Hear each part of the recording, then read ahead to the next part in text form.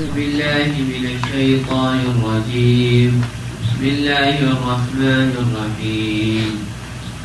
فاستفتهم ألربك البنات ولهم البنون أم خلقنا الملائكة إناثا وهم شاهدون ألا إنهم من إفكهم ليقولون ولد الله وإنهم لكاذبون أصطفى البنات على البنين ما لكم كيف تحكمون أفلا تذكرون أم لكم سلطان مبين فأتوا بكتابكم إن كنتم صادقين وجعلوا بينه وبين الجنة نسبا ولقد علمت الجنة إنهم لمحضرون سبحان الله عما يصفون إلا عباد الله المخلصين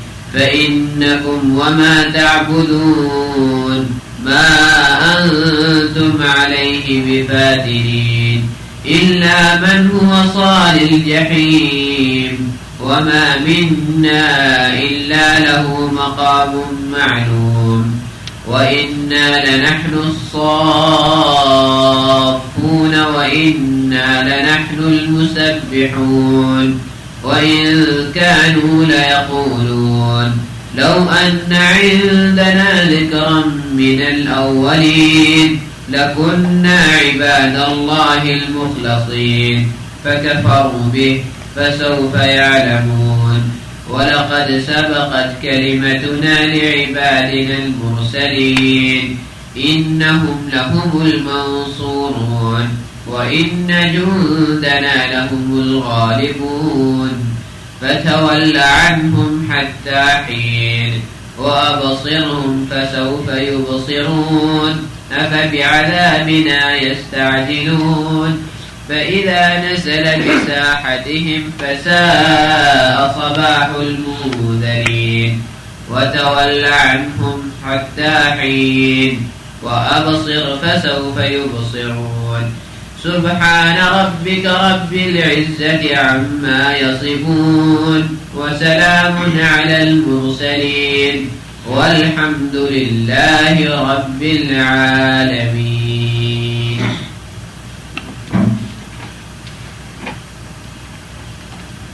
أعوذ بالله من الشيطان الرجيم. بسم الله الرحمن الرحيم.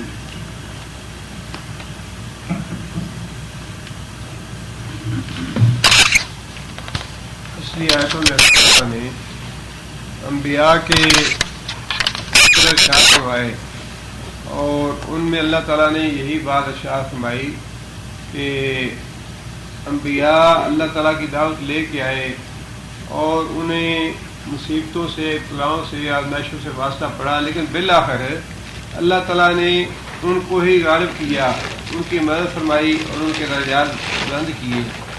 आगे फिर जिस बात से सूरह की इब्तिदा हुई थी तौहीद की दावत, उसी का इख्तिताम जो है वो सूरह पे हो रहा है। तौहीद की दावत भी है इसमें और अल्लाह ताला का ये वादा उसका फिर इयादा किया गया है कि अल्लाह ताला अपने जो लश्कर है अपने मानने वाले बहरहाल उनकी मदद करने का वादा है अल्लाह का और गलबा उन्हीं को ही हासिल होगा। देरी असले है। अल्लाह फरमाते हैं फस्तफ्तिहिम, फस्तफ्ते इस्तिफ्ता उर्दू में लफ्ज़ इस्तेमाल होता है ये इस्तिफ्ता। क्या माना? फतवा हासिल करना। मुफ्ती वो है जो फतवा दे किसी बात का, और इस्तिफ्ता का माना किसी मसले के बारे में, किसी शरीयत के हुक्म के बारे में किसी से सवाल करना। दो चीज़ें हैं, उनमें फ़र्क मलहूज़ रखना चाहिए। एक होती है किसी आलम की अपनी राय और एक है फतवा। फतवा वो है जिसमें कुरान और हदीस के दलाइल से ये बात फैसले के तौर पे बताई जाए कि ये जायज़ है, नाजायज़ है, दुरुस्त है, गलत है, जिसमें किताब और हदीस के, किताब और सुन्नत के हवालों के साथ कोई वादे तौर पे बात की जाए, اس کو فتویٰ کہا جاتا ہے. یہ کام غلط ہو گیا، یہ صحیح ہوا، یہ ایسے ہونا چاہیے. یہ ہے فتویٰ جس میں کتاب و سنت کے دلائل دیے جائے باقاعدہ اور واضح طور پہ ہاں یا نہ میں جواب دیا جائے. ایک چیز ہے رائے. رائے کا مطلب یہ ہے کہ انسان کا اپنا رجحان کس طرف ہے اس بارے میں. قرآن اور حدیث کے دلائل جو ہیں وہ اپنی جگہ پہ یا ان کا معاملہ الگ ہے. بعض اوقات ایسے ہوتا ہے کہ کسی معاملے میں واضح طور پہ قرآن مجید کی آیت یا حدیث نہیں ملتی. اس میں پھر علماء جو ہیں وہ اپنی رائے دیتے ہیں کہ میری رائے میں یہ بات ایسے ہونی چاہیے، یا قرینِ قیاس یہ ہے کہ یہ مسئلہ ایسے ہو، یا فلاں آیت کے قریب یہ ہے، یا فلاں حدیث کے قریب یہ بات پڑتی ہے. اس کو رائے بولیں گے، اس کو فتویٰ نہیں بولیں گے. یہاں اللہ تعالیٰ فرماتے ہیں چونکہ کفار مشرکین مکہ کا عقیدہ یہ تھا کہ فرشتے اللہ تعالیٰ کی بیٹیاں ہیں. یہودیوں نے یہ شرک کیا کہ عزیر علیہ السلام کو اللہ کا بیٹا قرار دیا. عیسائیوں نے یہ شرک کیا کہ عیسیٰ علیہ السلام کو اللہ کا بیٹا قرار دیا. اور مشرکین مکہ نے یہ شرک کیا کہ فرشتوں کو وہ اللہ تعالیٰ کی بیٹیاں قرار دیتے تھے. اور اس سے بھی آگے بڑھ کے جو ظلم کیا انہوں نے وہ یہ تھا کہ حضرت ابوبکر صدیق رضی اللہ تعالیٰ عنہ نے ایک دفعہ مشرکوں سے پوچھا کہ تم فرشتوں کو اللہ کی بیٹیاں قرار دیتے ہو، تو ان فرشتوں کی مائیں کون سی ہیں؟ تو مشرکوں نے کہا کہ جنات کے جو سردار ہیں ان کی جو عورتیں ہیں وہ ان کی مائیں ہیں. اب آپ اندازہ لگائیے کہ بات کہاں سے کہاں پہنچ گئی کہ فرشتوں کی مائیں جو ہیں وہ جنات کی عورتیں ہیں اور فرشتے جو ہیں وہ اللہ تعالیٰ کی بیٹیاں ہیں. مطلب یہ کہ پورا ایک خاندان بن گیا جس میں شوہر بھی ہے، باپ بھی ہے، بیٹا بھی ہے، بیٹیاں بھی ہیں. تو یہ جو شرک ہے یہ شرک فی ذات ہے کہ اللہ تعالیٰ کی ذات کا کسی کو حصہ بنا دیا جائے، اللہ کی ذات سے کسی کو بیٹا یا بیٹی سمجھا جائے، یا اللہ کی ذات کا کسی کو جز بنا لیا جائے. ویسے بظاہر لگتا یہ ہے کہ یہ تو بات بڑی عقل کے خلاف ہے، لیکن حقیقت یہ ہے کہ آج تک جتنا بھی شرک لوگ کرتے آئے ہیں یا جتنے بھی مشرکانہ عقائد ہیں ان سب کی بنیاد یہی چیز ہے، یہی عقیدہ ہے جس کو صوفیاء کی اصطلاح میں وحدت الوجود کہا جاتا ہے، یا وحدت الشہود اس کا دوسرا درجہ ہے، حلول اس کا تیسرا درجہ ہے. یہ 3 درجے ہیں صوفیاء کے نزدیک. پہلا درجہ یہ ہے کہ صوفیاء کا عقیدہ یہ ہے یا وہ یہ سمجھتے ہیں کہ انسان اتنی زیادہ عبادت کرے اور اتنی زیادہ ریاضت کرے کہ وہ اس درجے کو پہنچ جائے کہ ہر چیز میں انسان کو اللہ نظر آنے. ان کا عقیدہ یہ ہے کہ ریاضت کرتے کرتے، عبادت کرتے کرتے انسان اس درجے کو پہنچ جاتا ہے کہ اس کو پھر ہر چیز میں اللہ کی ذات نظر آنے لگتی ہے. یہ دیوار ہے اس میں بھی اللہ ہے، چھت میں بھی اللہ ہے، لوہے میں بھی اللہ ہے، دروازے میں بھی اللہ ہے، درخت میں بھی اللہ ہے، سورج میں بھی اللہ ہے، چاند ستاروں میں بھی اللہ ہے. اور جو لوگ ہمارے ہاں ہندوستان میں 3 بڑے مذاہب ہیں، ہندو مت ہے اور بدھ مت ہے، جین مت ہے، ان تینوں مذاہب کی جو بنیادی فلسفہ ہے وہ یہی وحدت الشہود ہے. اختلاف پیدا ہونے شروع ہو گئے اور جو دوسرا گروپ تھا باغیوں کا انہوں نے یہ سلسلہ شروع کیا. یمن کا ایک عبداللہ بن سبا تھا، یہودی تھا. دراصل وہ مسلمانوں سے انتقام لینے کے لیے بظاہر تو اسے کلمہ پڑھ لیا حضرت عمر یا حضرت عثمان کے زمانے میں، لیکن دل سے وہ مسلمان نہیں ہوا. اس کا جو نیت یا ارادہ تھا وہ یہی تھا کہ نبی صلی اللہ علیہ وسلم کے زمانے میں جو رسوائی اور ذلت اٹھانی پڑی یہودیوں کو اس کا بدلہ اور انتقام لینا ہے مسلمانوں سے. اس نیت کے ساتھ اور ارادے کے ساتھ اس نے کلمہ پڑھا اور مسلمان ہو گیا. اس نے فتنہ یہ شروع کیا کہ حضرت عثمان رضی اللہ تعالیٰ عنہ کو جب خلافت پہ بٹھایا گیا تو اس نے اس بات کا پراپیگنڈا شروع کر دیا کہ حضرت علی جو ہے وہ اہل بیت کے ساتھ تعلق کی وجہ سے زیادہ حقدار ہیں خلافت کے. یہ بات جو تھی بظاہر بڑی دل کو لگنے والی تھی، لہذا اس کو لوگوں میں قبول عام حاصل ہونا شروع ہو گیا۔ آہستہ آہستہ اس نے اپنی پلاننگ کے مطابق اس بات کو یا اس فتنے کو پھیلانے کے لیے یہ کہنا شروع کر دیا کہ حضرت علی جو ہے ان میں وہی صفات ہیں جو اللہ کی صفات ہیں، یہ حاضر ناظر بھی ہیں، غیب بھی جانتے ہیں، اور دوسری صفات جو ہے وہ اللہ تعالیٰ والی حضرت علی سے منسوب کر دیں، اور حضرت علی رضی اللہ تعالیٰ عنہ کو اللہ تعالیٰ کا اوتار کہنا شروع کر دیا کہ حضرت علی کی ذات اللہ تعالیٰ کا مظہر ہے، لہذا ان کا اولا حق ہے خلافت کا۔ اور یہاں سے ہی وہ فتنہ پھیلا جس میں پھر حضرت عثمان رضی اللہ تعالیٰ عنہ کی بڑی مظلومانہ طریقے سے شہادت ہوئی، اور پھر حضرت علی کی خلافت کا زمانہ آیا جس میں مسلسل ایک انتشار کی کیفیت رہی مسلمانوں کے درمیان۔ یہ جو حضرت علی اور آج بھی جو عقیدہ ہے یا علی مدد کہنے کا، وہ اصل میں تو یہی ہے کہ حضرت علی رضی اللہ تعالیٰ عنہ کو سمجھتے ہیں وہ کہ جو خدائی صفات ہیں وہ حضرت علی میں بھی موجود ہیں، اور حضرت علی اوتار تھے اللہ تعالیٰ کے۔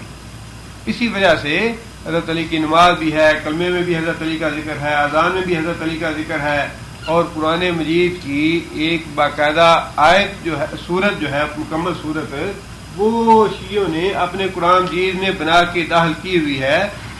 اس سورہ کا نام ہے سورہ ولایت، جس میں حضرت علی کی ولایت جو ہے وہ انہوں نے ثابت کی ہے۔ ان سارے جو فتنے ہیں ان سب کا بنیادی تصور جو ہے یا بنیادی فلسفہ وہ یہی وحدت الوجود اور وحدت الشہود اور حلول ہے۔ وحدت الوجود اس کی پہلی سیڑھی ہے کہ انسان عبادت کرتے کرتے ریاضت کرتے کرتے اس سطح پہ پہنچ جاتا ہے یا اس مقام پہ پہنچ جاتا ہے کہ اس کو ہر چیز میں اللہ کی ذات نظر آنے لگتی ہے۔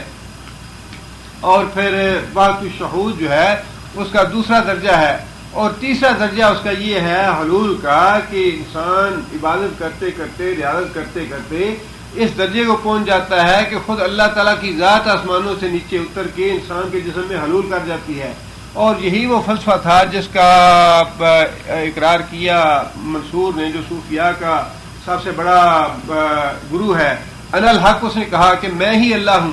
اور اسی طرح باجید بستامی جو تھے انہوں نے یہ کہا کہ سبحانی ما اعظم شانی، کہ میں پاک ہوں اور میری شان جو ہے بڑی بلند ہے۔ یہ صوفیاء کی اس طرح کی باتیں یا اس طرح کے جو کلمات ہیں، یہ ان سب کا بنیادی فلسفہ جو ہے وہ یہی ہے، وحدت الوجود کا، وحدت الشہود اور حلول کا۔ اور یہ بہت بڑا فطرہ ہے، یہی وہ چیز ہے جو مشرکین مکہ جو تھے ان کے ذہنوں میں بھی تھی کہ یہ جو فرشتے ہیں یہ اللہ تعالیٰ کی بیٹیاں ہیں۔ اس کے بارے میں اللہ تعالیٰ نے ان کے اس شرکیہ عقیدے کی تردید اس آیت میں اللہ نے فرمائی، فاستفتہم، فاستفتہ، تو سوال کر، تو پوچھ، ہم ان سے یعنی مشرکوں سے، کیا لے ربے کا، واسطے تیرے رب کے، البنات، بیٹیاں، بنت کی جمع بنات، وَلَهُمُ الْبَنُونَ، وَلَهُمْ اور واسطے ان کے، بنون، بنون کا واحد ابن، بنون مطلب یہ کہ تم اپنے لیے تو پسند کرتے ہو بیٹے، اور قرآن مجید میں بھی اللہ نے یہ بات ارشاد فرمائی کہ جب ان کے ہاں کوئی بیٹی پیدا ہو جاتی ہے تو ان کا چہرہ جو ہے وہ لٹک جاتا ہے، چہرہ سیاہ ہو جاتا ہے، غم سے بھر جاتے ہیں، اور ان کا جی یہ چاہتا ہے کہ ابھی اس کو زندہ زمین میں دفن کر دیں، اور زندہ ضرور کرتے بھی تھے۔ اب ان کی اپنی نفرت بیٹیوں سے اور اللہ تعالیٰ کے نام سے بیٹیاں منسوب کرنا، اللہ تعالیٰ نے ایک الزامی جواب کے طور پہ یہ سوال کیا مشرکوں سے کہ اے محمد صلی اللہ علیہ وسلم ان سے پوچھو کہ تم اپنے لیے تو بیٹے پسند کرتے ہو اور اللہ کے لیے بیٹیاں پسند کرتے ہو، یہ کہ کیسی عجیب تقسیم ہے۔ اس کا مطلب یہ نہیں ہے کہ بیٹے اللہ کو پسند ہیں یا بیٹے واقعی ہیں اللہ کے اور اللہ بیٹیاں پسند نہیں کرتا، بلکہ یہ ایک الزامی جواب ہے کہ اللہ کے تو نہ بیٹے ہیں نہ بیٹیاں ہیں، لیکن تمہاری یہ عقل اور مت کیسے ماری گئی کہ تم ایک چیز کو ناپسند کرتے ہو، جس چیز کو تم ناپسند کرتے ہو اس کو تم نے اللہ کے لیے رکھ دیا ہے۔ یہ ناپسندیدہ چیز جو ہے وہ تو اللہ کے لیے ہے، پسندیدہ ہمارے لیے ہے۔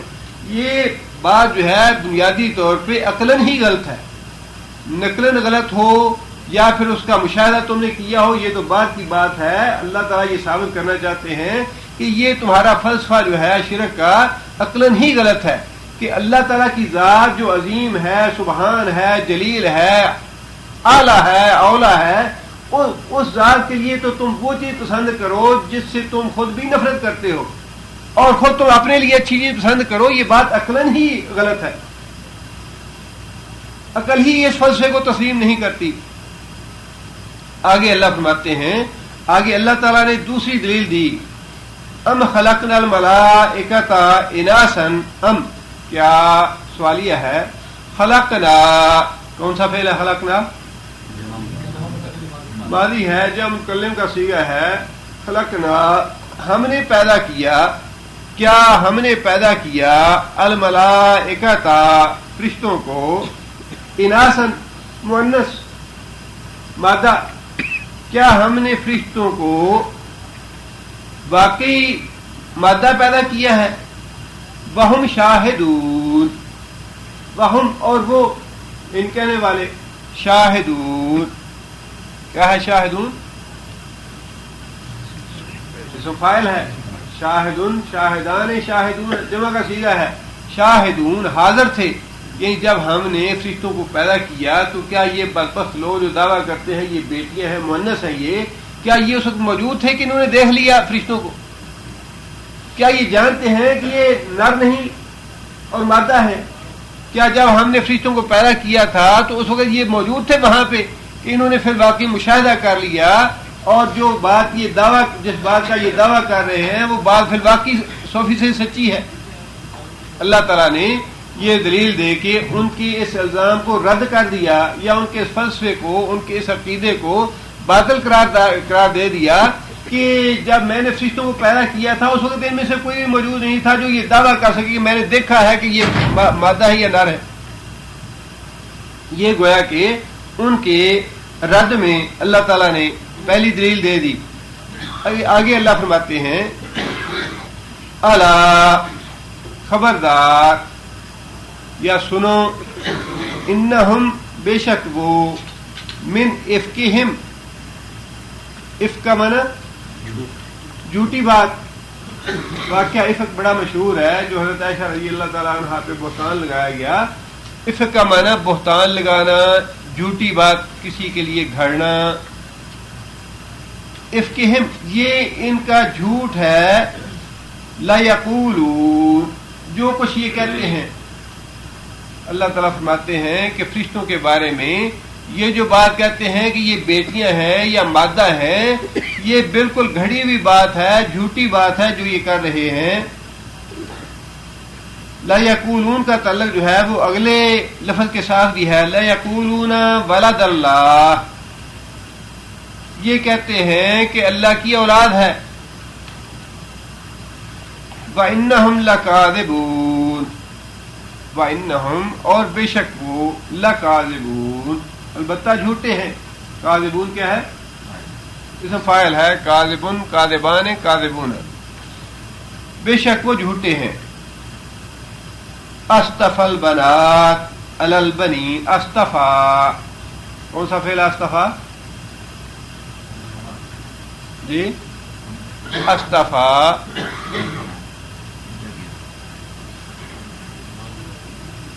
جی ماضی ہے یہ، اور صیغہ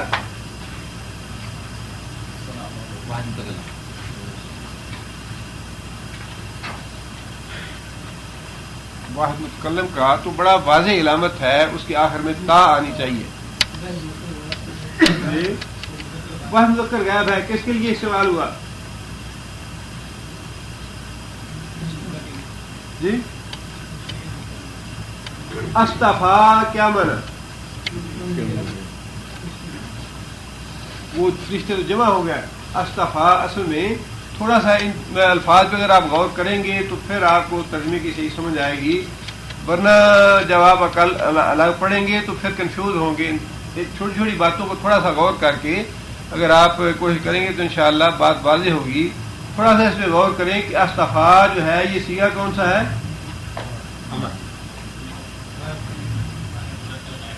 واحد مذکر غائب کا صیغہ ہے. واحد کا صیغہ ہے تو اس کا معنی کیا ہونا چاہیے؟ ہاں یہ اللہ کی طرف ہے، اللہ کے لیے استعمال. اصطفیٰ اس نے چنا، اس نے انتخاب کیا. کس نے؟ اللہ نے. یہ ایک طرح سے سوال ہے مشرکین مکہ سے کہ کیا اللہ نے چنا البنات بیٹیوں کو البنین بیٹوں کے مقابلے میں؟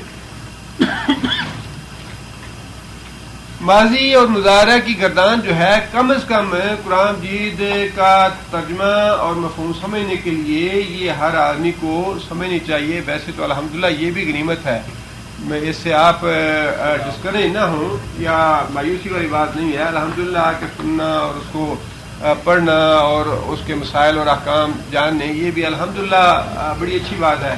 لیکن کوئی یہ کیجیے کہ جو وقت آپ دیتے ہیں الحمدللہ یہ بڑا قیمتی وقت ہے, اور ظاہر ہے کہ صبح نیند چھوڑ کے آتے ہیں, اللہ تعالیٰ برکت دے اور اللہ تعالیٰ فائدہ دے اس کا. لیکن تھوڑی سی اگر آپ محنت اور کر لیں تو انشاءاللہ آپ کے لیے بڑا سہل ہو جائے گا. اور قرآن جی کو سمجھنا جو ہے یہ بہت ضروری ہے انسان کی زندگی کے. جو انسان اپنی زندگی میں قرآن نہیں پڑھ سکا, نہیں سمجھ سکا, وہ یہ سمجھے کہ بہت بڑی نعمت سے معروم ہو گیا. اس نے گویا اندھے اور بہرے زندگی بسر کر دی, اور کوئی بڑا مشکل مسئلہ نہیں ہے, بڑا آسان سا معاملہ ہے. ماضی کے 14 سیغے ہیں, اسی طرح مضارع کے 14 سیغے ہیں. اگر آپ ماضی کے 14 سیغے یاد کر لیں گے تو مضارع کے بہت آسان ہو جائیں گے, تقریباً اس سے ملتے جلتے ہی ہیں, اسی انداز میں ہے. اور ایک جو پیٹرن ہے گردان کا وہ آپ کو معلوم ہو جائے گا, تو اس کے بعد باقی گردانیں جو ہیں وہ یاد کرنی یا ان کو سمجھنا بھی بہت آسان ہو جائے گا. یہاں پہ استفا کا لفظ جو ہے یہ جب پتہ چل جائے کہ یہ ماضی کا فعل ہے اور واحد مذکر غائب کا صیغہ ہے تو اپنے آپ یہ محسوس کریں گے کہ اس کا ترجمہ جو ہے یہ جمع کے صیغے میں نہیں ہونا چاہیے. استفا اس نے چنا, اور اسی وقت آپ کو سیاق و سباق سے یہ پتہ چل جائے گا کہ اس سے مراد کون. یہ اس جو ہے یہ کس کی طرف اشارہ ہے؟ استفا اللہ نے چنا بنات بیٹیوں کو البنین بیٹوں کے مقابلے میں. یہ تمہارا کہنے کا مطلب یہ ہے کہ اللہ تعالیٰ نے خود یہ تقسیم کی ہے کہ بیٹیاں اپنے لیے پسند کر لی اور بیٹے تمہارے لیے پسند کیے. تم خود یہ خواہش کرتے ہو کہ ہمیں تو بیٹے ملنے چاہیے, لیکن اللہ کے لیے تم بیٹیاں پسند کرتے ہو. آگے اللہ فرماتے ہیں ما لکم, بہت اچھا انداز ہے بعض جگہ پہ قرآن مجید کا انداز جو ہے بالکل عام گفتگو جیسا, اور جس طرح ہم آپس میں بات چیت کرتے ہیں یا اپنے جذبات کا اظہار کرتے ہیں بالکل ویسے ہی اللہ تعالیٰ نے اس کا اظہار فرمایا ہے. اللہ فرماتے ہیں ما لکم, ما یہاں پہ کون سا ہے؟ سوالیہ ہے, استفہام کا ہے. کیا ہو گیا تمہیں, تمہاری عقل کہاں چلی گئی, آخر کیا وجہ ہے؟ کیفا تحکمون, کیفا کیسا, تحکمون کون سا فعل ہے؟ مضارع ہے, جمع مذکر حاضر کا صیغہ ہے. کیا معنی ہوگا؟ تم کیسا حکم لگاتے ہو, تم کیسا فیصلہ کرتے ہو, تم کیسی بات کرتے ہو. یعنی یہ بات کر کے کہ اللہ کے لیے بیٹیاں ہیں, ہمارے لیے بیٹے ہیں. اللہ فرماتے ہیں ما لکم, کیا ہو گیا تمہاری عقل کو, کیفا تحکمون, کیسا فیصلہ کرتے ہو, کیسا حکم لگاتے ہو, یا کیسی بات اپنی زبان سے نکال رہے ہو. افلا تذکرون, استفہام کا ہے کیا, فلا پس نہیں, تذکرون تم نصیحت حاصل کرو گے, کیا تم ہوش میں نہیں آؤ گے, کیا تم عقل سے کام نہیں لو گے. افلا تذکرون. آگے پھر اللہ تعالیٰ نے بڑی وضاحت کے ساتھ, چونکہ شرک جو ہے یہ تو سارے نیک اعمال کی جڑ کاٹ دیتا ہے, بنیاد ہے توحید جو ہے اسلام کی بنیاد ہے. اس لیے توحید کا معاملہ جہاں بھی آتا ہے اللہ تعالیٰ بڑی وضاحت کے ساتھ مسئلے کو کھول کے بیان فرماتے ہیں تاکہ کوئی اس مسئلے کا پہلو تشنا نہ رہ جائے, کوئی اس میں ابہام نہ رہ جائے, کوئی کنفیوژن نہ رہ جائے. اس میں عیسائیوں نے عیسیٰ علیہ السلام کو اللہ کا بیٹا بنایا, اور اللہ تعالیٰ نے مختلف جگہ پہ تردید فرمائی اس کی. ایک جگہ پہ اللہ تعالیٰ نے بڑا سخت لہجہ استعمال فرمایا. اللہ فرماتے ہیں کہ لقد کفر الذین قالوا, یہ سورہ مائدہ ہے 17 نمبر آیا تھا اس کی. لقد کفر الذین, البتہ تحقیق کفر کیا ان لوگوں نے, قالوا جنہوں نے کہا, ان اللہ هو المسیح ابن مریم, کہ مسیح ابن مریم ہی اللہ ہے، ان لوگوں نے کفر کیا۔ آگے اللہ فرماتے ہیں قل اے محمد صلی اللہ علیہ وسلم ان سے کہیے فَمَن يَمْلِكُ مِنَ اللَّهِ شَيْئًا إِنْ أَرَادَ أَن يُهْلِكَ الْمَسِيحَ ابْنَ مَرْيَمَ وَأُمَّهُ وَمَنْ فِي الْأَرْضِ جَمِيعًا، اگر اللہ تعالیٰ اس بات کا ارادہ کر لے کہ عیسیٰ کو بھی اور ان کی والدہ مریم کو بھی اور زمین میں جتنی بھی مخلوق ہے سب کو اللہ ہلاک کرنے کا ارادہ کر لے تو کون ہے جو اللہ کو روک لے؟ ان ارادہ، اگر اللہ ارادہ کر لے، ان یہلک ہلاک کر ڈالے مسیح ابن مریم، مسیح ابن مریم کو، و امہ، اور اس کی ماں کو، دونوں کو تم خدا سمجھتے ہو یا خدا کا جو سمجھتے ہو، تین میں سے ایک میں سے تین، اللہ بھی ہے اور عیسیٰ علیہ السلام بھی ہیں، مریم بھی ہے۔ اللہ نے فرمایا کہ اگر میں عیسیٰ کو اور اس کی ماں کو ہلاک کرنا چاہوں، وَمَن فِي الْأَرْضِ جَمِيعًا، اور زمین میں جتنی بھی مخلوق ہے، جتنے بھی اولیاء اللہ بنے ہوئے ہیں، جتنوں کو تم نے میرا شریک ٹھہرایا ہوا ہے، اس میں انبیاء بھی ہیں، رسول بھی ہیں، ابراہیم علیہ السلام بھی، اسماعیل علیہ السلام بھی، موسیٰ علیہ السلام بھی، عیسیٰ علیہ السلام بھی، محمد صلی اللہ علیہ وسلم بھی، سارے اولیاء، انبیاء، نیک، متقی جتنے بھی ہیں، اللہ فرماتے ہیں من فی الارض جميعا، جتنی بھی مخلوق ہے زمین کی، اگر میں سب کو ہلاک کر دوں تو اللہ فرماتے ہیں وَمَن يَمْلِكُ مِنَ اللَّهِ شَيْئًا، اللہ کو روکنے کا اختیار کس کو ہے؟ بڑی وضاحت کے ساتھ کہ تم عیسیٰ کو اللہ کا شریک ٹھہراتے ہو یا اللہ کا بیٹا سمجھتے ہو، میں اگر اللہ کو ہلاک کرنا چاہوں تو کون ہے؟ عیسیٰ روک لے گا، اس کی ماں روک لے گی، یا کوئی اور مجھے روک لے گا؟ فرمایا کوئی نہیں جو مجھے روک سکے، میں ساری مخلوق کو ہلاک کر دوں تب بھی مجھے روکنے والا کوئی نہیں، اللہ کے علاوہ کوئی دوسرا ہے ہی نہیں، نہ مالک ہے، نہ رازق ہے، نہ خالق ہے۔ اور یہاں بھی اللہ تعالیٰ نے بڑی وضاحت کے ساتھ یہ بات ارشاد فرما دی۔ پہلی دلیل تو یہ دے دی کہ یہ جو تم نے تقسیم کیا ہے اس کو عقل ماننے کے لیے تیار نہیں، کہ جس چیز سے تم نفرت کرو وہ اللہ کے لیے ہے اور جسے تم پسند کرو وہ تمہارے لیے، یہ تقسیم عقلی طور پہ غلط ہے۔ اور پھر آگے اللہ تعالیٰ نے یہ بات ارشاد فرما دی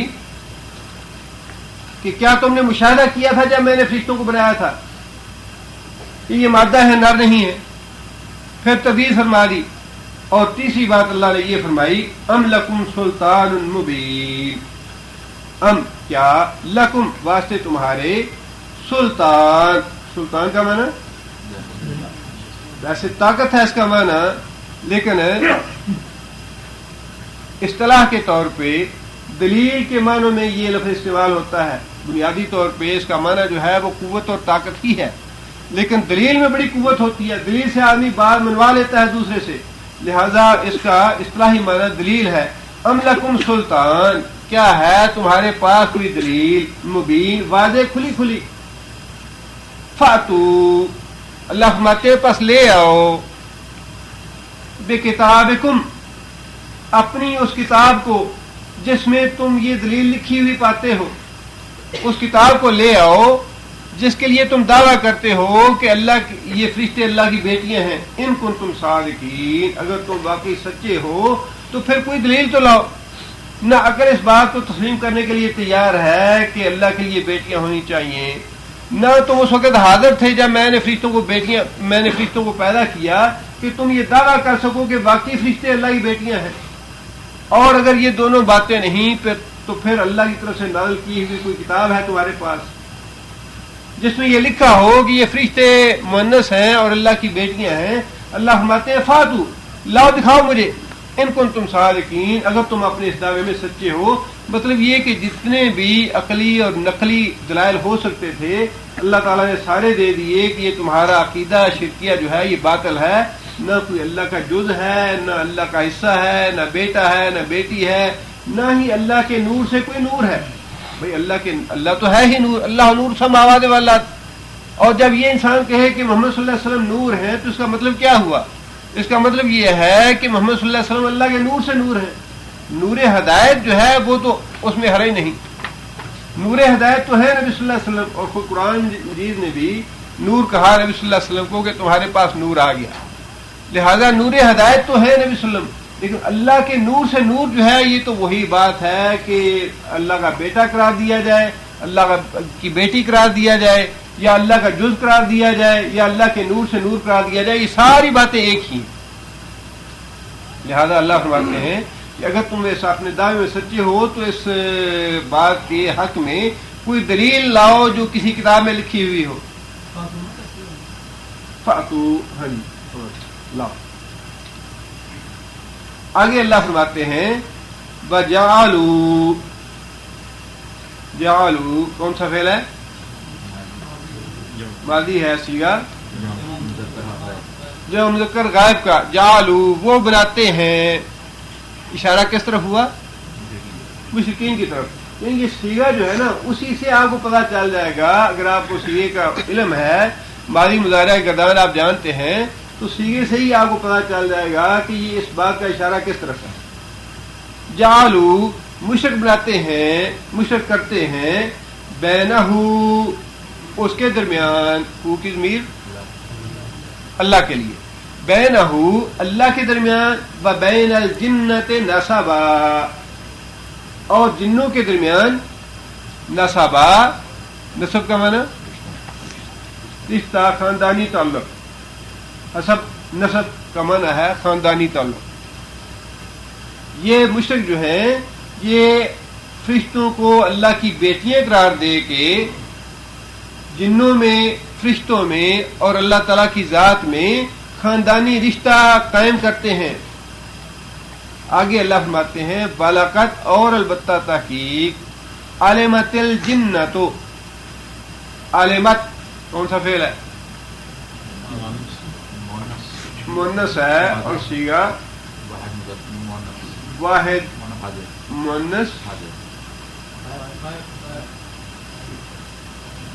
کون سا ہونا چاہیے؟ حاضر ہونا چاہیے یا غائب ہونا چاہیے؟ غائب ہونا چاہیے، اس لیے کہ جن تو اس وقت موجود نہیں تھے. بات ایک تھرڈ پرسن کی ہو رہی ہے، تھرڈ پرسن تو ہمیشہ غائب ہوتا ہے. عالم گردان کریں گے اس کی؟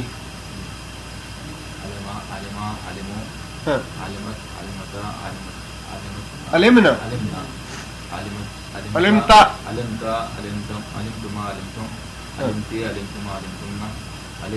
علمنا.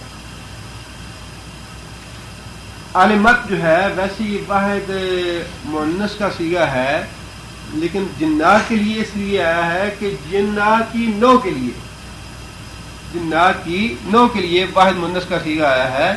علمت الجنت، جنات یہ جانتے ہیں، انہم بے شک وہ، لمحضرون، محضرون، محضر کیا ہے؟ محضر اس کا فاعل کیا ہوگا؟ محضر کا معنی حاضر کرنے، محضر حاضر کیا گیا. چلے الحمدللہ کچھ ذہن میں بات بیٹھ گئی. محضرون صیغہ کون سا ہے؟ جمع کا. محضرون معنی کیا ہوگا؟ ہاں وہ حاضر کیے جائیں گے.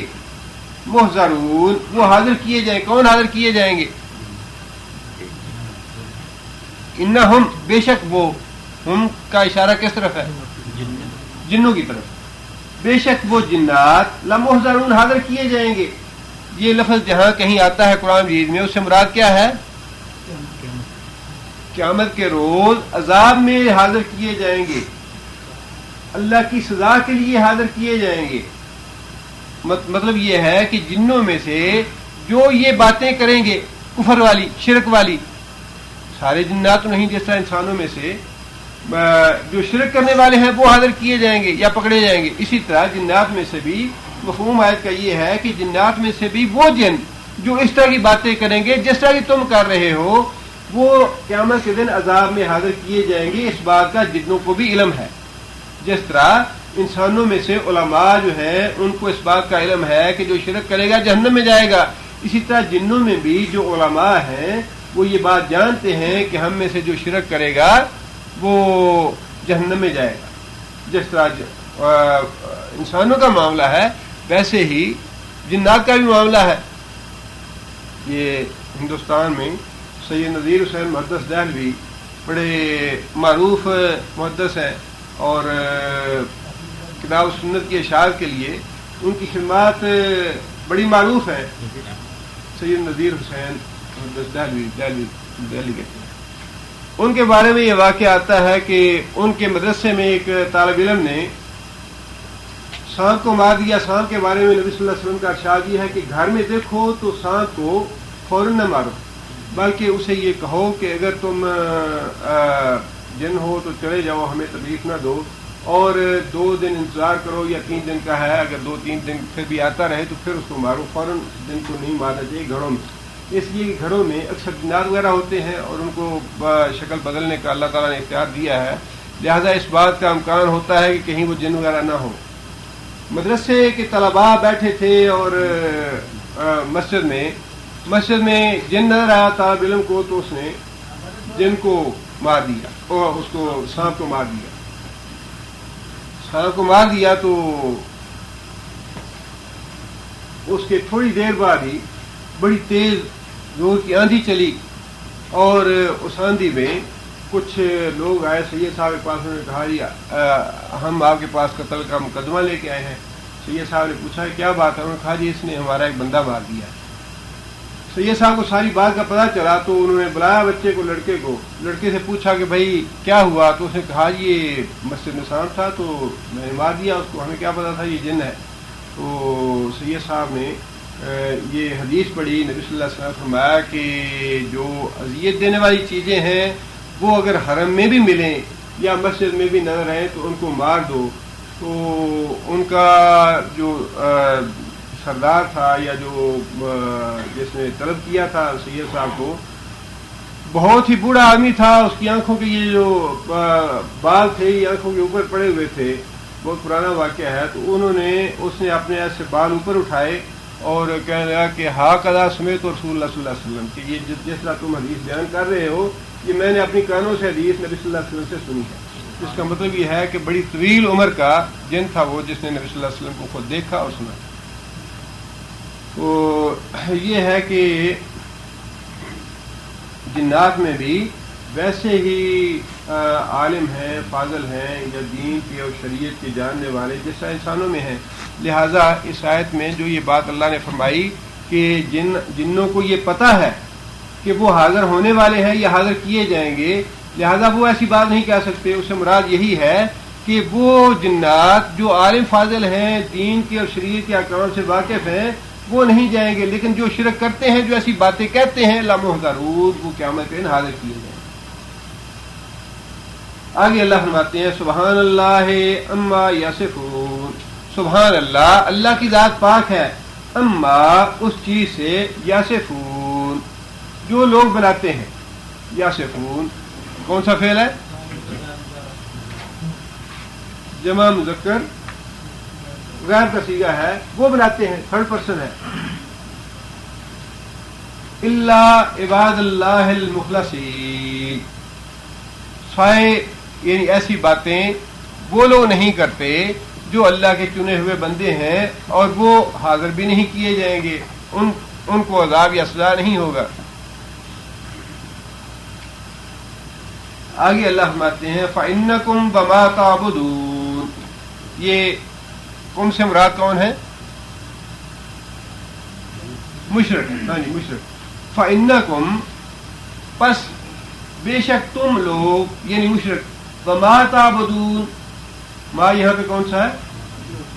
موصولہ ہے. ما جو تعبدون تم بندگی کرتے ہو. تعبدون کون سا فعل ہے؟ مضارع ہے، جو مذکر حاضر کا صیغہ ہے. تم بھی اور جن کی تم عبادت کرتے ہو، جن کو تم نے اللہ کا شریک ٹھہرایا ہوا ہے. ما انتم علیہ بفاتنین، یہاں ما کون سا ہے؟ نافیہ ہے. ما نہیں، انتم تم لوگ یعنی مشرک، علیہ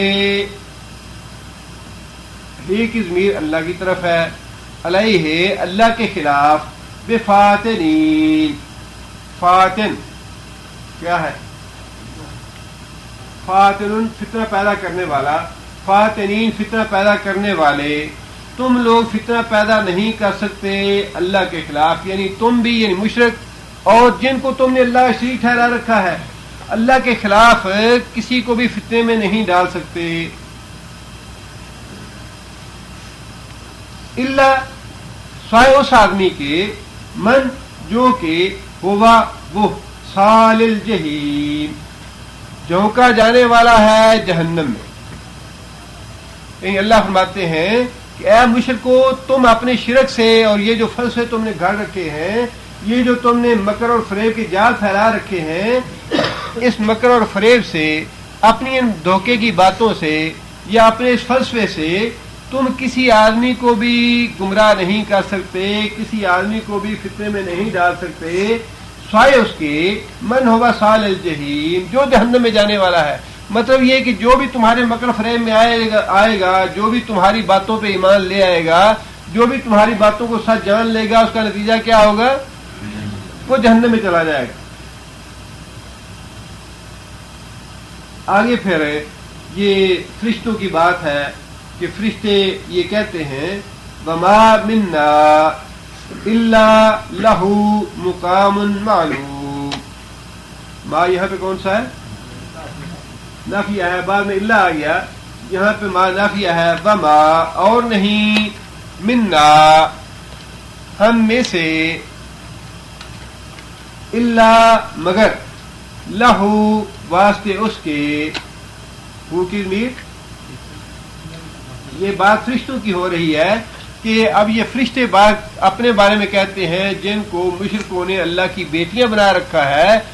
उनकी ये बात सुन के या उनको जब ये मालूम हुआ कि मुशरिकों ने हमें अल्लाह की बेटियां बना रखा है, तो फरिश्तों ने ये बात कही कि वमा मिन्ना, और नहीं हम में से, इल्ला मगर, लहू, वास्ते उसके, मुकाम मालूम, मुकाम है जाना पहचाना, मुकर्रर मुकाम, यानी हर फरिश्ता जो है उसका मुकाम मुकर्रर है। मुकाम के दो माने हैं, एक मुकाम का माना दर्जा है, मर्तबा है, और दूसरा जगह भी है, प्लेस।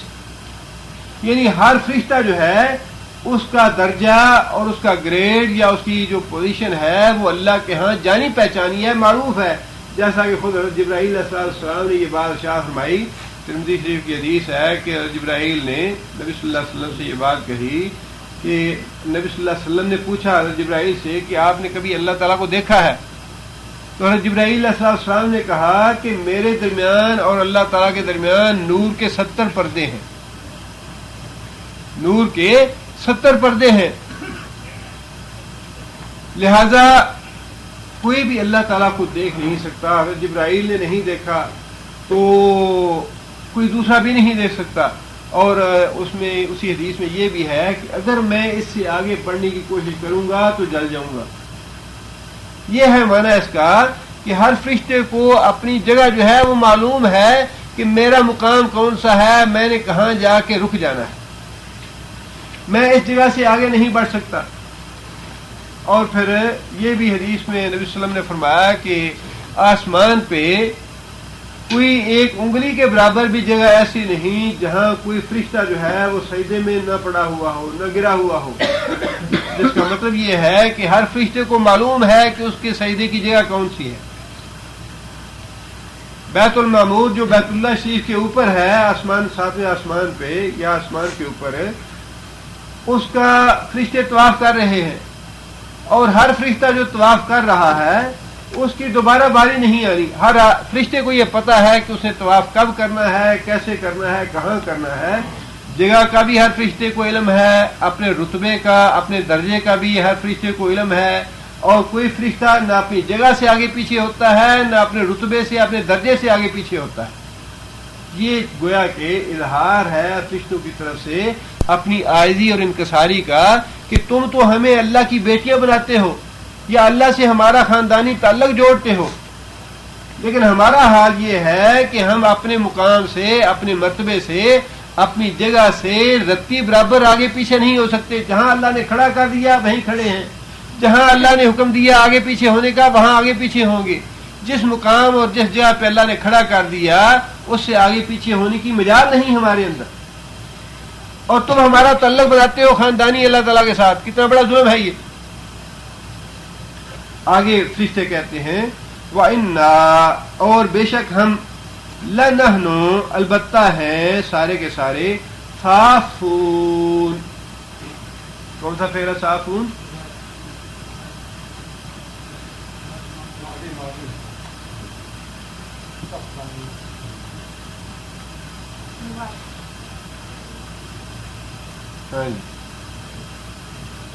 یہ فاعل ہے صف بنانے والے. ہم اللہ کے حضور صف بنانے والے ہیں یا ہم اللہ کے حضور. یہ بالکل وہی بات ہے جو اس سورہ کے شروع میں اللہ تعالیٰ نے ارشاد فرمائی, جہاں سے اس سورہ کا آغاز ہوا. والصافات صفا, قسم ہے صف بنانے والوں کی جو صف بناتے ہیں جس طرح صف بنانے کا حق ہے.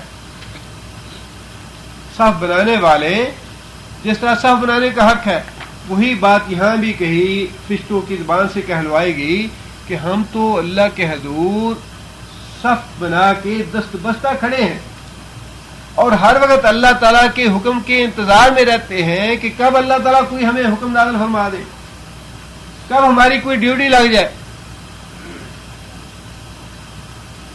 وَإِنَّا, اور بے شک ہم, لَنَحْنُ, البتہ ہے سارے کے سارے, مسبحون, مسبح تسبیح کرنے والا, مسبحون تسبیح کرنے والے. ہم تو ہر وقت اللہ تعالیٰ کے آگے عاجزی سے انکساری کے ساتھ اس کی حمد بیان کرتے رہتے ہیں, اس کی تسبیح کرتے ہیں, اس کی نماز پڑھتے ہیں. ہم تو اس کے بہت ہی عاجز اور فرما بردار بندے ہیں. بیٹا ہونا یا بیٹی ہونا بڑی کمزوری ہے. اولاد کی وجہ سے انسان کتنے ظلم کرتا ہے, کتنے غلط کام کر لیتا ہے. اولاد کے مطالبے پہ, اولاد کی خاطر بڑے انسان غلط کام کر گزرتا ہے, اور بڑی کمزوری ہے. اولاد جو ہے وہ ضد کر کے بڑی باتیں منوا لیتی ہے جو انسان بعض اوقات نہیں ماننا چاہتا. نہیں جی یہ ضرور کرنا ہے, نہیں جی ایسے ہی ہونا چاہیے, نہیں جی ایسے کرے. اولاد تو کمزوری ہے اس لیے, اور اللہ کی ذات تو سبحان ہے, اللہ تعالیٰ کی ذات تو ہر کمزوری سے پاک ہے. لہذا فرشتے کہتے ہیں کہ ہم تو اللہ کے حضور عاجزی کے ساتھ دست بستہ صفے بنا کے کھڑے رہتے ہیں, اور بات کرنے کی ضرورت نہیں ہوتی کہ کب اللہ تعالیٰ کوئی حکم نازل ہو جائے. جب کوئی حکم نازل ہوتا ہے اس وقت کے بارے میں بھی اللہ تعالیٰ نے قرآن مجید نے یہ بات ارشاد فرمائی, شاید اس سے پہلے ہم پڑھ بھی چکے ہیں, کہ جب اللہ تعالیٰ کوئی حکم نازل کرتے ہیں تو بہت تیز اور سخت قسم کی آواز آتی ہے جس سے فرشتے جو ہیں وہ گھبرا جاتے ہیں, بے ہوش ہو جاتے ہیں. اور جب ان کو ہوش آتا ہے تو جو مقرب فرشتے ہیں جو ہوش میں ہوتے ہیں ان سے پوچھتے ہیں کہ بھائی اللہ نے کیا حکم دیا تھا. تو جو مقرب فرشتے حکم سن رہے ہوتے ہیں وہ جواب میں کہتے ہیں کہ اللہ تعالیٰ نے جو ارشاد فرمایا ہے حق ارشاد فرمایا ہے. اللہ تعالیٰ کا حکم سن کے فرشتوں پہ اتنا خوف طاری ہو جاتا ہے وہ بے ہوش ہو جاتے ہیں. اس لیے اللہ کے حضور بولنے کی یا اللہ سے کوئی بات منوانے کی کس میں مجال ہے کہ اللہ کی مرضی کے خلاف یا اللہ تعالیٰ کے امر کے خلاف, اللہ کے حکم کے خلاف کوئی بات منوا سکے یا کر سکے. اور اولاد تو کو زور ہوتا ہے. اور پھر دوسری بات یہ ہے کہ اولاد میں ماں باپ والی صفات ہوتی ہیں. انسان ہے نا, انسان کی جو اولاد ہوگی اس میں انسان کی صفات ہونی چاہیے. اور اگر اللہ تعالیٰ کی اولاد ہے تو اللہ کی اولاد میں اللہ کی صفات آ جانی چاہیے. اللہ تو اپنی صفات میں واحد ہے, تنہا ہے, اس کی کوئی مثال نہیں ہے. لہذا یہ بہت سی کمزوریوں کا باعث ہے اولاد ہونا, جس سے اللہ تعالیٰ کی ذات پاک ہے. لہذا اللہ تعالیٰ نے فرشتوں کی زبان سے یہ بات کہلوا دی, اِنَّا لَنَحْنُ الْمُسَبِّحُونَ, ہم تو اللہ تعالیٰ کی تسبیح بیان کرتے ہیں. یہاں تک بات ختم ہو گئی شرک والی یا جو فرشتوں کے حوالے سے بات ہو رہی تھی. اب اس کے بعد پھر کافروں کا ذکر ہوتا ہے, اور وہ ذکر یہ ہے کہ کافر جو تھے نبی صلی اللہ علیہ وسلم کی بعثت مبارک سے پہلے یہ بات کہتے تھے یہودیوں کو دیکھ کے, عیسائیوں کو دیکھ کے, کہ یہ یہودی اور عیسائی کتنے ناشکرے لوگ ہیں اور یہ کتنے گندے لوگ ہیں کہ ان کے پاس انبیاء آئے لیکن انہوں نے کوئی ان کی قدر نہیں کی. اگر ہمارے پاس پیغمبر آئے, ہمارے پاس کتاب لے کے آئے تو ہم تو سب سے پہلے بڑھ کے اس پہ ایمان لائیں گے, اس کی بڑی قدر کریں گے, اس کی بڑی خدمت کریں گے, اس کی بڑی نصرت کریں گے, اس کے ساتھ قدم ملا کے چلیں گے. یہ باتیں نبی صلی اللہ علیہ وسلم کی بعثت مبارک سے پہلے مکے کے جو مشرک اور کافر تھے یہ یہودیوں اور عیسائیوں سے کہا کرتے تھے. اللہ تعالیٰ نے اسی بات کا ذکر ارشاد فرمایا. یہاں پہ اللہ فرماتے ہیں وَإِن كَانُوا لَيَقُولُونَ, اور یہ کہ کانو تھے لا یقولون البتہ کہتے لو اگر انا بے شک عندنا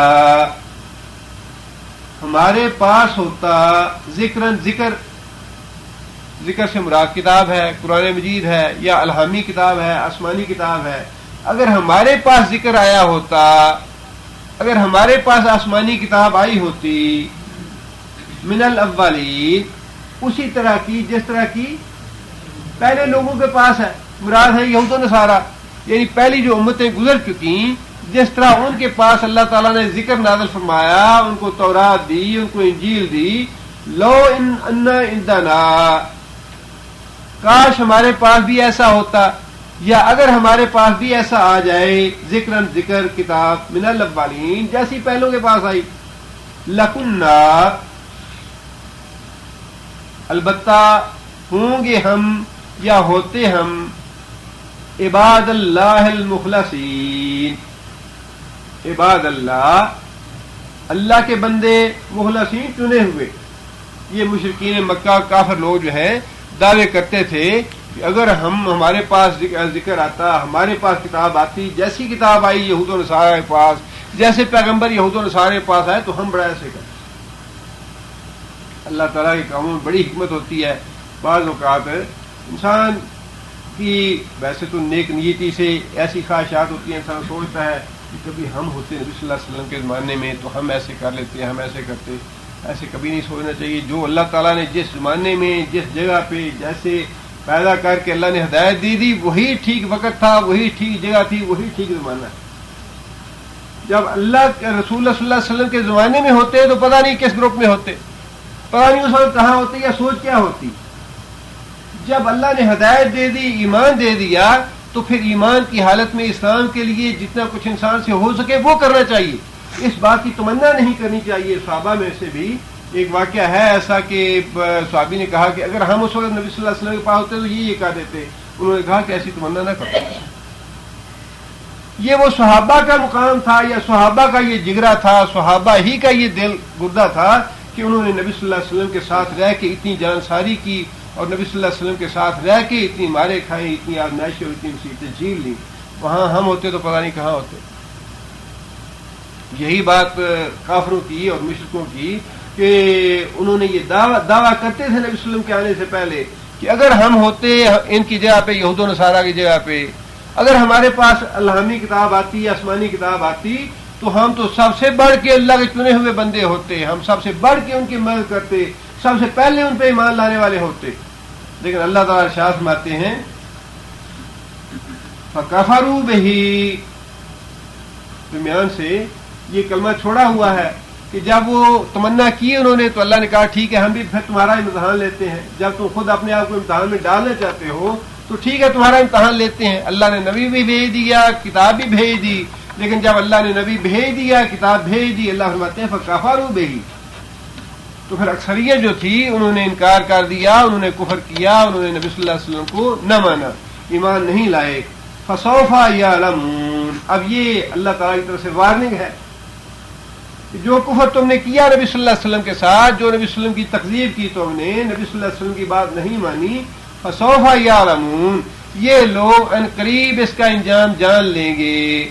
سوفا ان قریب یعلمون کون سا فعل ہے گزارا ہے سیگا غائب کا ہے وہ جان لیں گے. تھرڈ پرسن مطلب یہ ہے کہ اللہ تعالیٰ نے قرآن نبی صلی اللہ علیہ وسلم کی طرف نازل کر رہے ہیں مسلمان اس کو پڑھ رہے ہیں اور جو کافر ہیں وہ تھرڈ پرسن ہے وہ غائب ہے. ان کے لیے یعلمون کا لفظ استعمال فرمایا کہ وہ لوگ جان لیں گے کہ اس طرز عمل کا کفر کا انکار کا نتیجہ کیا نکلے گا.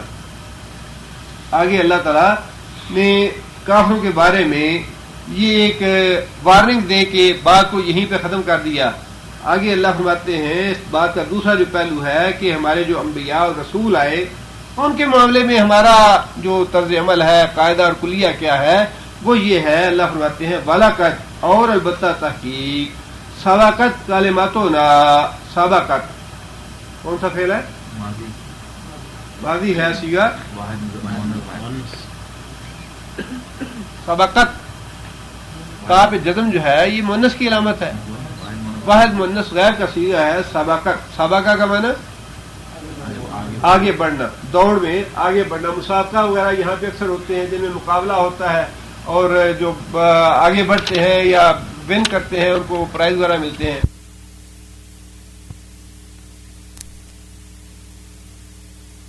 یعنی مطلب یہ کہ اس بات میں کوئی رد و بدل نہیں ہو سکتا. یہ بات تو پتھر پہ لکیر ہے جو لگ چکی، سابقت یہ بات طے ہو چکی. کلماتنا، ہمارے کلمے کی، ہمارے ارشاد کی، ہمارے حکم کی، ہمارے امر کا، یہ ہمارے امر سے یہ بات طے ہو چکی. لعبادنا المرسلین، واسطے ہمارے ان بندوں کے، المرسلین، مرسلین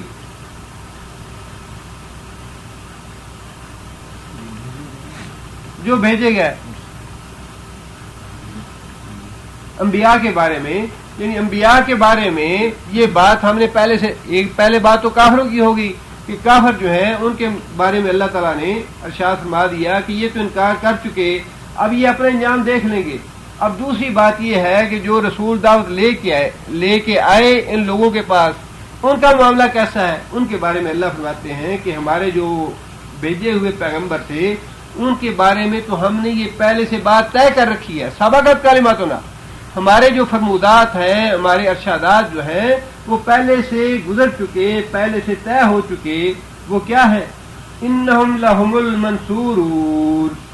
انہم، ان کی امید انبیاء کے لیے، رسولوں کے لیے، لہم واسطے ان کے، المنصورون، منصور کون سا فعل ہے؟ مفعول ہے. مجبور، معلوم، محکوم، معصوم، یہ سارے الفاظ جو ہے یہ مفعول کے وزن پہ ہیں. جتنے بھی الفاظ اس طرح کے مفعول کے وزن پہ آئیں گے وہ اسم مفعول ہیں. منصورون، مدد کیے گئے. پیغمبروں کے بارے میں تو ہم نے یہ بات طے کر دی ہے پہلے سے ہی کہ انہم لہم المنصورون، کہ وہ یقیناً مدد کیے جائیں گے. ایسے نہیں ہے کہ ہم ان کو بے یار و مددگار چھوڑ دیں، ایسے نہیں ہے کہ ہم ان کو بے سہارا چھوڑ دیں. ان کی تو مدد کرنا جو ہے یہاں پہ فرض ہو چکا. یہ بات ہم پہلے سے طے کر چکے ہیں کہ پیغمبروں کی تو مدد ہم نے کرنی ہے، وہ ہم پہ لازم ہے. وَإِنَّ جُنْدَنَا لَهُمُ الْغَالِبُونَ. اور یہ دوسری بات اللہ نے فرمائی کہ معاملہ صرف رسولوں کی حد تک نہیں ہے. وَإِنَّ، اور بے شک، جُنْدَنَا، جند فوج، سپاہی، لشکر، جندنا ہمارے لشکر، ہمارے سپاہی، ہماری فوج، لہم الغالبون، لہم واسطے ان کے، غالبون کون سا فعل ہے؟ اسم فاعل ہے، جمع کا صیغہ ہے. وہی غالب ہو کے رہیں گے. یہ دو باتیں اللہ تعالیٰ نے فرما دی کہ یہ دو باتیں تو اس طرح طے ہیں کہ یہ ہم لکھ چکے ہیں لوح محفوظ میں، اس میں کوئی رد و بدل ہو نہیں سکتا. پہلی بات تو یہ کہ ہم نے اپنے رسولوں کی مدد کرنی ہی کرنی ہے، اور دوسری بات یہ طے ہے کہ ہمارا لشکر ہمیشہ غالب رہے گا قیامت تک. جب بھی کبھی اسلام اور کفر کی لڑائی ہوگی، اسلام اور کفر کا تصادم ہوگا، اس میں غلبہ جو ہے اللہ فرماتے ہیں ہمارا لشکر، اللہ کا لشکر، اور وہ مغلوب ہو جائے. اللہ کا لشکر، اللہ فرماتے ہیں کہ یہ دو باتیں جو ہیں یہ تو ہم نے طے کر دی ہیں، ان میں کسی قسم کا رد و بدل نہیں ہو سکتا، اس میں کسی قسم کی کمی نہیں آ سکتی کہ جو ہمارے لشکر ہیں وہی غالب ہوں گے. اللہ کے لشکروں میں اللہ کے رسول بھی شامل ہیں اور رسولوں کے پیروکار بھی شامل ہیں. اور پھر اس کے علاوہ بھی اللہ تعالیٰ اپنے سارے جتنی بھی قوتیں ہیں اللہ تعالیٰ کی غیبی قوتیں، وہ ساری کی ساری اللہ کے لشکر ہیں. ہوا بھی اللہ کا لشکر ہے، سورج بھی اللہ کا لشکر ہے، طوفان بھی اللہ کا لشکر ہے، زلزلے بھی اللہ کے لشکر ہیں، فرشتے بھی اللہ کا لشکر ہیں. جتنے بھی یہ لشکر ہیں اللہ فرماتے ہیں کہ جب اسلام کی اور کفر کی لڑائی ہوتی ہے تو اللہ تعالیٰ اس میں غیر جانبدار نہیں ہے. اللہ ان دونوں فریقوں میں سے ایک فریق کے ساتھ ہے. یہ بات ذہن سے نکال دینی چاہیے کہ معاذ اللہ ثم معاذ اللہ، اللہ تعالیٰ تو بس محض دیکھ رہے ہیں کیا ہو رہا ہے اس دنیا میں، دیکھ نہیں رہے. اللہ تعالیٰ ایک فریق کے ساتھ فریق ہے باقاعدہ. اس لیے تو فرمایا کہ جندنا ہمارا لشکر، اللہ اس لشکر کے ساتھ ہے، اللہ کے لشکر ہے وہ. اور غلبے میں دو تین باتیں شامل ہیں. غلبے سے ہمیشہ سیاسی غلبہ مراد نہیں ہے. غلبے سے ایک بات تو وہی مراد ہے جو پچھلے انبیاء کے واقعات میں ہم نے پڑھی کہ اللہ فرماتے ہیں جب انبیاء آئے انہوں نے دعوت دی قوموں کو، قوموں نے نہ مانا، تکفیر کی پیغمبر کی، تکذیب کی پیغمبر کی. اللہ فرماتے ہیں کہ قوموں کو ہم نے ہلاک کر دیا اور پیغمبروں کو ہم نے بچا لیا. کون غالب رہا؟ جس کو اللہ نے بچا لیا وہ غالب ہے، جو ہلاک ہوا وہ ناکام اور نامراد ہے. دوسری بات یہ کہ وہ انبیاء کرام جو اپنی زندگی میں سیاسی غلبہ نہیں دیکھ سکے، اپنی جد و جہد کے ثمرات نہیں دیکھ سکے، ان کے بارے میں بھی اللہ تعالیٰ نے بار بار یہ بات ارشاد فرمائی کہ ان لوگوں نے جٹلا دیا، وہ خود ہلاک ہوئے. سلام علی یاسین، سلام علی ابراہیم، سلام علی اسماعیل، کہ سلامتی جو ہے وہ ان کے لیے ہے جو اللہ کے دین کے لیے کھڑے ہوئے. تعریف اور توصیف اور ذکر خیر جو ہے ان لوگوں کا باقی رہے گا جو اللہ کے دین کا جھنڈا لے کھڑے ہوں گے، جو اللہ کے دین کے لیے لڑائی کریں گے، جو اللہ کے دین کو غالب کرنے کے لیے جد و جہد اور کوشش کریں گے. اللہ فرماتے ہیں کہ ذکر خیر ان کا باقی رہے گا. باقی جو ہیں وہ نامراد ہیں. رہتی دنیا تک لوگوں کی بھی لعنت ہوگی ان پہ، فرشتوں کی بھی لعنت ہوگی اور اللہ کی بھی لعنت ہوگی ان پہ. جو کافروں کا ساتھ دیں گے، کافروں کے ساتھ مل کے لڑیں گے، یا کافروں کا تحفظ کریں گے، یا کافروں کو پناہ دیں گے، یا کافروں کا ساتھی بنیں گے، اللہ فرماتے ہیں کہ ان پہ رہتی دنیا تک لعنت رہے گی. غالب کون ہوا؟ جس کا ذکر خیر اللہ نے باقی رکھا قیامت تک، جس پہ فرشتے بھی درود بھیجیں گے، جس پہ انسان بھی درود بھیجیں گے، جس پہ اللہ کی رحمتیں بھی ہوں گی. غالب تو وہی ہوا. اور پھر تیسرا وہ غلبہ ہے سیاسی غلبہ جو ہر جد و جہد کرنے والا چاہتا ہے کہ اپنی زندگی میں دیکھے. وہ اللہ تعالیٰ کی مصلحت اور حکمت کے تابع ہے. اللہ تعالیٰ کشمکش جو ہے اس کو چھوڑ نہیں دیں گے، بلکہ یہ ایک تسلسل ہے. جیسا کہ نبی صلی اللہ علیہ وسلم کے زمانے میں بھی جنگوں میں نبی صلی اللہ مسلمانوں کا نقصان بھی ہوا، مسلمان فدائیات بھی ہوئے. تو نبی صلی اللہ علیہ وسلم نے فرمایا کہ بھئی یہ جنگ جو ہے یہ تو ڈول ہوتا ہے، کبھی اس کے ہاتھ میں ہے کبھی ہمارے ہاتھ میں ہے. یہ تسلسل ہے جنگوں کا، تصادم کا. اسلام اور کفر کی لڑائی جو ہے شروع دن سے چلی آ رہی ہے، قیامت تک چلتی رہے گی، لیکن اس کا اینڈ جو ہے وہ اسلام کے غلبے کے ساتھ. اس کا جو اختتام ہے وہ غلبے اس لیے، اور اسی بات پہ مسلمان کا پکا یقین اور ایمان رہنا چاہیے کہ اللہ تعالیٰ نے یہ جو بات ارشاد فرمائی ان جندنا لہم الغالبون. اب دیکھیے نا بظاہر تو کتنا نقصان کر لیا مسلمانوں کا. عراق میں بھی بیٹھا ہے اور افغانستان میں بیٹھا ہے، سب کچھ ہے، لیکن عملاً ہو کیا رہا ہے؟ ٹھیک ہے مجاہدین کا نقصان مسلمانوں کے، اور اللہ دیکھنا چاہتے ہیں کہ میرے لیے جان کون دیتا ہے، کون کتنی قربانی دیتا ہے، لیکن اس کے باوجود پریشان کون ہے؟ راتوں کی نیند کس کی حرام ہے؟ مصیبت پہ کس کی بنی ہوئی ہے؟ جس نے جان دینی ہے وہ جان دے ہی رہا ہے، اسے تو پتا ہے میں نے جان دینی ہی دینی ہے. مصیبت تو اس کو ہے جس کو جان پیاری، جس کو زندگی بڑی پیاری ہے. رات اور دن کی نیندیں تو ان کی حرام ہے، ان کی زندگی پیاری ہے. اس لیے اللہ فرماتے ہیں کہ یہ بات تو ہم طے کر چکے ہیں کہ ان جندنا لہم الغالبون، کہ ہمارا ہی لشکر غالب ہوگا. آگے اللہ تعالیٰ نے نبی صلی اللہ علیہ وسلم کے وقت بھی، یہ سورہ مکی ہے، مکہ میں ہی سورہ نازل ہوئی، اور اس وقت صورتحال یہ تھی کہ مسلمان بڑے پریشان تھے کفار کے غلبے کی وجہ سے، کفار جو ظلم و ستم کر رہے تھے اس کی وجہ سے، اور جو مسلمان بیچارے پسے ہوئے تھے، جو آزمائشوں سے گزر رہے تھے، جو تکلیفیں برداشت کر رہے تھے. اللہ تعالیٰ انہیں مخاطب کر کے یہ بات ارشاد فرما رہے ہیں. اور ظاہر قدرتی بات ہے، جیسے حضرت خباب نے نبی صلی اللہ علیہ وسلم سے گزارش کی کہ یا اللہ تو ظلم کی انتہا ہو گئی، اللہ تعالیٰ سے دعا کیجیے کہ اللہ تعالیٰ حالات کا پانسا پلٹے اور مسلمانوں کو اللہ غلبہ نصیب فرمائے. تو یہ قدرتی بات ہے کہ دلوں میں یہ بات آتی ہے کہ اس کوشش کے ثمرات جو ہیں یہ جلدی ظاہر ہوں اور غلبہ ہو مسلمانوں کا. تو اللہ فرماتے ہیں فتولی عنہم حتی حین. تولا تو منہ موڑ لے، بے پرواہ ہو جا، انہم ان سے، حتی حین ایک وقت تک، ایک مقرر وقت تک کے لیے آپ صبر کریں. یہ کشمکش ہو رہی ہے اس میں اللہ تعالیٰ ساتھ بھی دیں گے اور اپنے لشکر کو غالب بھی کریں گے، لیکن جب تک اللہ کا وقت لکھا ہوا آتا نہیں اس وقت تک آپ لوگ صبر سے کام لیں۔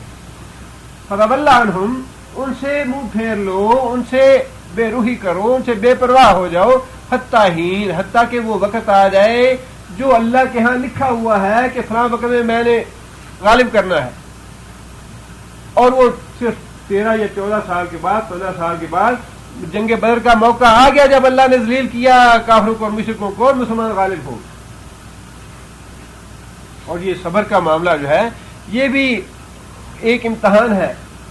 دل میں بے چینی ہونا یہ علامت ہے ایمان کی، کہ انسان کے دل میں تو یہ تڑپ اور بے چینی رہنی چاہیے کہ ایسے ہونا چاہیے، مسلمانوں کو غلبہ نصیب ہونا چاہیے، اور جس آدمی سے جتنا بن سکے جو کچھ کر سکے اسلام کے غلبے کے لیے کرنا بھی چاہیے، مال ہاتھ سے ہاتھ ڈال کے بیٹھنا نہیں چاہیے۔ یہ نہیں کرنا چاہیے کہ صبر کا مطلب یہ ہے کہ انسان کرے کچھ نہ، صبر کا یہ معنی نہیں ہے۔ صبر کا معنی یہ ہے کہ انسان بے صبرہ ہو کے بے چین ہو کے انسان کا ایمان نہ ڈگمگا جائے۔ صبر کرو اپنے ایمان پہ ڈٹے ہوئے رہتے ہوئے، اپنے ایمان پہ ڈٹے رہو، صبر سے کام لو، لیکن جو کچھ بن سکے وہ ضرور کرو۔ فَتَوَلَّ عَنْهُمْ حَتَّىٰ حِينٍ، ایک مقرر وقت تک کے لیے ان سے بے پرواہ ہو جاؤ۔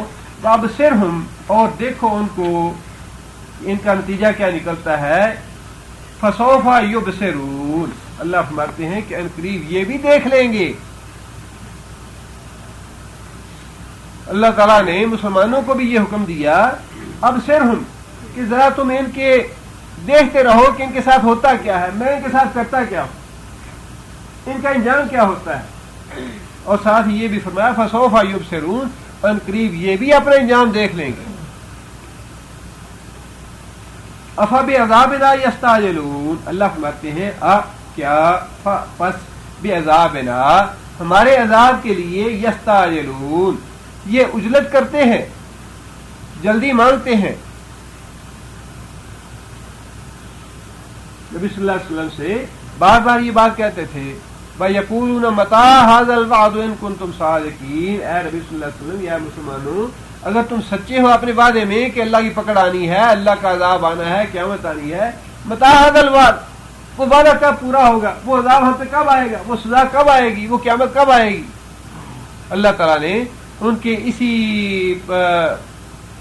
غلط اعتراض کی طرف اشارہ کرتے ہوئے یہ بات ارشاد فرمائی، افبعذابنا یستعجلون، کیا یہ ہمارے عذاب کے بارے میں جلدی چاہتے ہیں یا جلدی کا مطالبہ کرتے ہیں۔ اللہ فرماتے ہیں فَإِذَا نَزَلَ، فَإِذَا، پس جب، نزل کون سا فعل ہے، ماضی ہے سیغہ بعد مذکر غائب کا، کیا معنی،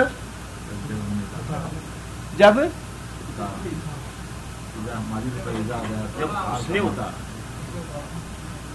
دیکھیے اتارا کا مطلب کیا ہوگا، کسی دوسرے کو اتارا، اس کے لیے کون سا لفظ آئے گا،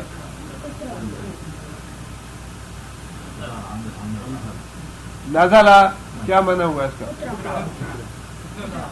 ہاں وہ اترا، وہ نازل ہوا، وہ نازل ہوا یا وہ اترا۔ دوسرے کو اتارنے کے لیے کیا آئے گا، انزلہ، اس نے دوسرے کو اتارا، جس طرح خارجہ یا اخرجہ، خارجہ خود نکلا، اخرجہ دوسرے کو نکالا، نازلہ خود نازل ہوا، انزلہ دوسرے کو نازل کیا یا اتارا۔ اذا نازلہ، جب وہ نازل ہوتا ہے، جب وہ نازل ہوا۔ اب سیاق و سباق سے یہ بتائیے کہ کون نازل ہوا، عذاب، بلکہ یہ اس کے لفظ کے معنی میں، اس کے صیغے میں، اس کے فعل میں یہ معنی چھپا ہوا ہے عذاب کا، کہ اس کا اشارہ جو ہے عذاب کی طرف ہے۔ اذا نازل، جب عذاب نازل ہوا، بساہ، بے الگ ہے اور ساحت کہتے ہیں صحن کو، برآمدہ، مکان کا صحن، کھلی جگہ مکان کی، بساحتہم، ان کے صحن میں جب عذاب نازل ہوا، فساء، پس برا ہوا، صباح المنذرین، بری ہوگی صباح، صبح، منذر، منذر کیا ہے، اسم مفعول ہے، ڈرایا گیا، اور اسم فاعل کیا ہوگا، منذر، ڈرانے والا۔ منذرین، جو لوگ ڈرائے گئے تھے ان کی صبح بڑی ہی بری ہوگی۔ یہ لوگ جلدی کر رہے ہیں کہ ہمارا عذاب کیوں نہیں آتا۔ اللہ فرماتے ہیں کہ جب ہمارا عذاب آ گیا، جب ہمارا عذاب ان لوگوں کے سینوں میں اتر آیا، فساء صباح المنذرین، تو جو لوگ ڈرائے گئے ان کی صبح بڑی ہی بری ہوگی، تباہ اور ہلاک ہو جائیں گے۔ اللہ نے فرمایا کہ جب ہمارا عذاب آتا ہے تو پھر اس طرح ہلاک ہوتے ہیں گویا کبھی یہاں کوئی رہا ہی نہیں۔ آگے پھر اللہ تعالیٰ نے وہی بات ارشاد فرمائی، وَتَوَلَّ عَنْهُمْ، اے نبی صلی اللہ علیہ وسلم ان سے منہ موڑ لو، ان سے بے پرواہ ہو جاؤ، ان سے اعراض کر لو، حتیٰ حین، ایک وقت تک جس کا علم مجھے ہی ہے کہ میں نے کب ان کو ذلیل و رسوا کرنا ہے، کب ان کو شکست دینی ہے، کب ان کو ہلاک اور برباد کرنا ہے، کب ان کے ملک کو توڑنا ہے، کب ان کو نیست و نابود کرنا ہے، میں یہ خوب جانتا ہوں، اس لیے اس وقت تک تم انتظار کرو۔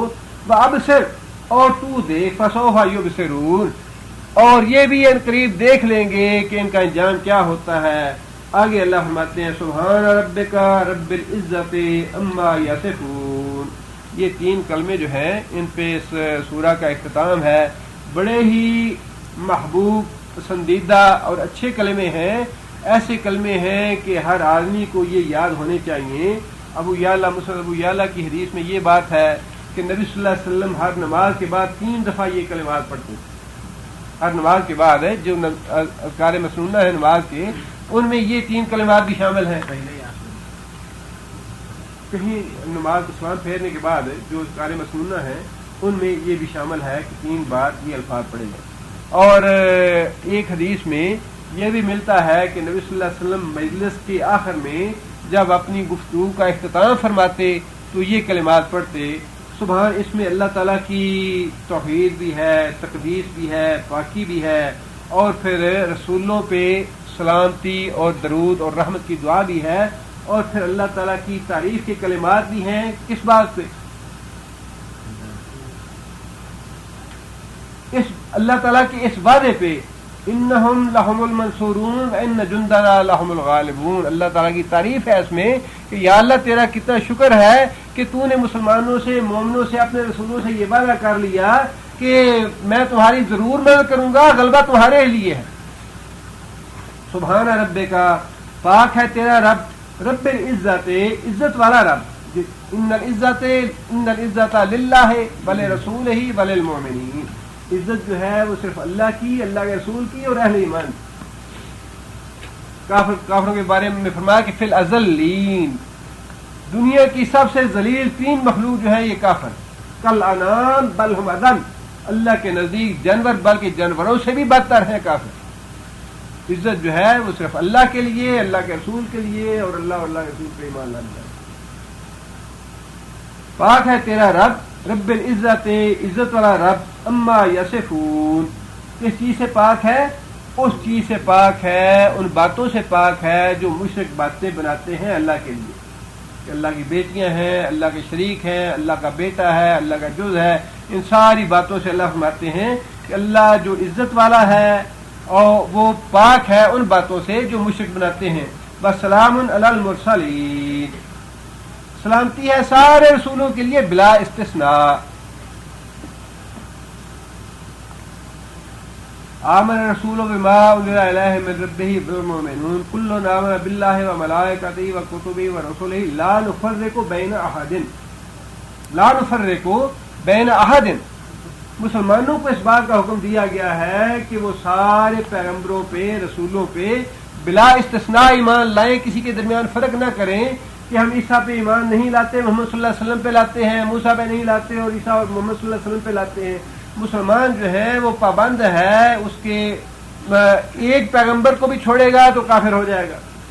مسلمان پابند ہے اس بات کا کہ جتنے پیغمبر آئے ہیں، جتنے بھی رسول آئے ہیں، سب پہ ایمان لائے اور سب کا جب نام لیا جائے تو علیہ الصلوۃ والسلام کہا جائے۔ سلامتی ہے رسولوں پہ، والحمدللہ رب العالمین، اور اللہ رب العالمین کے لیے ہر طرح کا شکر بھی ہے اور تعریف بھی ہے، اور تعریف اس بات پہ کہ جو اللہ تعالیٰ کے ساتھ اللہ تعالیٰ نے وعدہ فرما لیا اہل ایمان کے ساتھ کہ تمہاری مدد کرنی ہم پہ لازم ہے، اور یہ بات ہم نے پہلے سے لوح محفوظ میں طے کر دی ہے، دیکھ چکے ہیں، ان جندنا لہم الغالبون، کہ ہمارا ہی لشکر غالب رہے. سبحان اللہ.